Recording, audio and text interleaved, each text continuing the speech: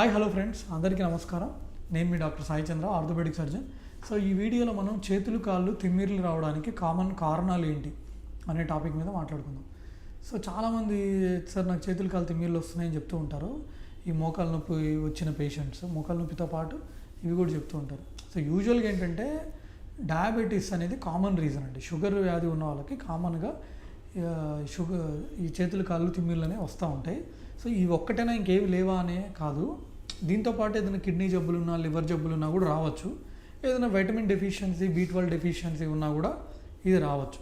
So ఇవే కాదు ఇంకేం లేవా అంటే ఒక్కొక్కసారి entrapment neuropathies like carpal tunnel syndrome కానీ అల్నార్ నర్వ్ ఎంట్రాప్మెంట్ కానీ వాటిల్లో కూడా రావచ్చు.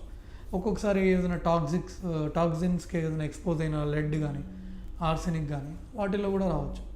సో ఇవి కాకుండా ఇంకా అదర్ రీజన్స్ అంటే కొన్ని ఆటో ఇమ్యూన్ డిసీజెస్ ఉంటాయి. కొన్నిసార్లు చార్కోట్ మేరీ టూత్ డిసీజ్ అని ఇలాంటి వాటిల్లో కూడా మల్టిపుల్ స్క్లీరోసిస్ అని చెప్పేసి వీటిల్లో కూడా మనం ఈ చేతులు కాళ్ళకు తిమ్మిళ్ళనే మనం చూస్తూ ఉంటాం. సో మీకు కనుక చేతులు కాళ్ళు తిమ్మిళ్ళు ఉన్నాయంటే మీరు దగ్గరలో ఉన్న ఫిజిషియన్ ఆర్ న్యూరాలజిస్ట్ని సంప్రదించండి. అంటే ముఖ్యంగా చెప్పా కదండి, షుగర్ వ్యాధి, diabetes is the common. Alcohol ఎక్కువ తీసుకునే వాళ్ళలో కూడా ఇవి వస్తూ ఉంటాయి. ఏమైనా టాక్సిన్స్కి ఎక్స్పోజ్ అయినా వస్తాయి. ఆటో ఇమ్యూన్ కండిషన్స్లో కూడా వచ్చే ఛాన్స్ ఉంటుంది. ఎంట్రాప్మెంట్ న్యూరోపతీస్లో కూడా ఇవి కామన్గా మనం చూస్తూ ఉంటాం. ఏదైనా వైరల్ ఇన్ఫెక్షన్స్లో కూడా ఇది రావచ్చు.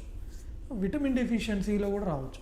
వైటమిన్ B12 డెఫిషియన్సీ చాలా కామన్ అనమాట మన జనరల్ పబ్లిక్లో.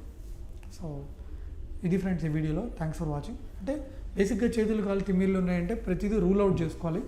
దానికి సంబంధించిన బ్లడ్ టెస్టులు చేసి దానికి ప్రాబ్లం ఏంటో కనుక్కొని దానికి తగ్గట్టు మనం ట్రీట్మెంట్ అనేది ఇవ్వడం జరుగుతుంది. సో ఇది ఫ్రెండ్స్ ఈ వీడియోలో. Thanks for watching. బాయ్.